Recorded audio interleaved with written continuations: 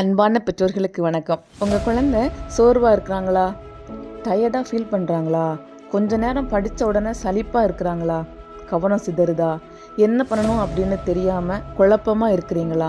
குழப்பமே வேண்டாம், இந்த வீடியோ உங்களுக்கு தான். சரியாக வழிகாட்டுறோம், வீடியோவை ஸ்கிப் பண்ணாதீங்க. ஃபஸ்ட்டு என்ன காரணம் அப்படின்னு பார்த்தீங்க அப்படின்னா, குழந்தை சோம்பேறி இல்லை, புத்தி கம்மி இல்லை. என்ன காரணம் அப்படின்னா, மூளை தன்னோட எனர்ஜியை இழந்துருக்குது. அப்போது மூளைக்கு எனர்ஜி கொடுத்து மூளையை சுறுசுறுப்பாக வைக்க என்ன செய்யணும் அப்படின்னா, ஃபஸ்ட்டு சரியான தூக்கம். புத்தகம் இல்லாமலேயே மூளை புத்திசாலியாகக்கூடிய ஒரே நேரம் தூங்கக்கூடிய நேரம் மட்டும்தான். டெய்லியும் 7 முதல் 8 மணி நேரம் நல்லா தூங்கணும் அல்லது தூங்க வைக்கணும். நைட்டு 11 அல்லது 12 மணி வரைக்கும் படிக்கிறது அல்லது டிவி பார்க்குறது, அப்புறம் காலையில் 5 மணிக்கு டியூஷன். இப்படி பழக்கம் இருந்தால் நிச்சயமாக மூளை வளராது, சோர்ந்து தான் போகும். உங்கள் குழந்தைங்க இப்படி இருக்கிறாங்களா, நிச்சயமாக நீங்கள் மாற்றணும். செகண்ட், நல்ல உணவு. ஒவ்வொரு நாளும் உங்கள் குழந்தைங்களுக்கு பணம் செலவழித்து புதுசாக ஸ்நாக்ஸ் வாங்குறீங்க.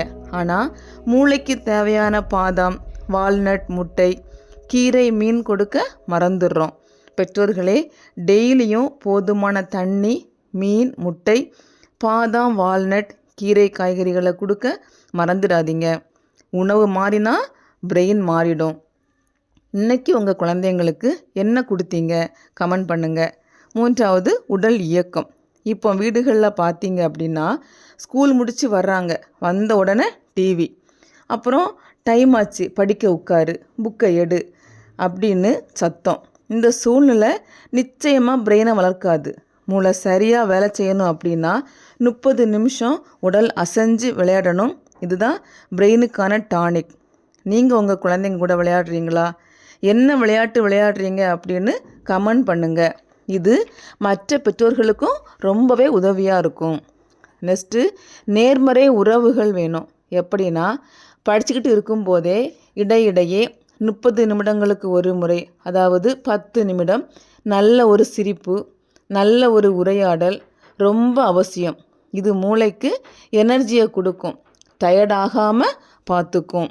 நெக்ஸ்ட்டு, புதுசாக ஏதாவது கற்றுக்கணும். படிக்க ஆரம்பிக்கிறதுக்கு முன்னாடி 2 நிமிஷம் மூச்சு பயிற்சி செய்யலாம். மூளை ரொம்ப ஆக்டிவ் ஆகும். தொடர்ந்து படிக்காமல் 1 மணி நேரத்துக்கு அப்புறம் 10 நிமிஷத்தில் முடிகிற மாதிரி ஒரு சின்ன பசில்ஸ் விளையாட வைக்கலாம். அல்லது ஏதாவது ஒரு கேள்வி கூட கேட்கலாம். நீ என்ன நினைக்கிற, அல்லது நீ இன்னைக்கு எப்போ ரொம்ப ஹாப்பியாக இருந்த அப்படின்னு நம்ம ஏதாவது ஒரு கேள்வி கேட்கும்போது பிரெயின் ஆக்டிவாகவும் சலிப்பு வராது. ஆனால் கடைசியாக பெற்றோர் ஆசிரியர்களோட வார்த்தைகள் தான் ரொம்ப முக்கியம். நீ சரியாக வரமாட்ட, உனக்கு புத்தி கிடையாது, நீ மாடு மேய்க்க தான் லாயக்கு, இப்படிப்பட்ட வார்த்தைகளை பயன்படுத்தவே கூடாது. இது உண்மையாகவே மூளையை மூடிடும்.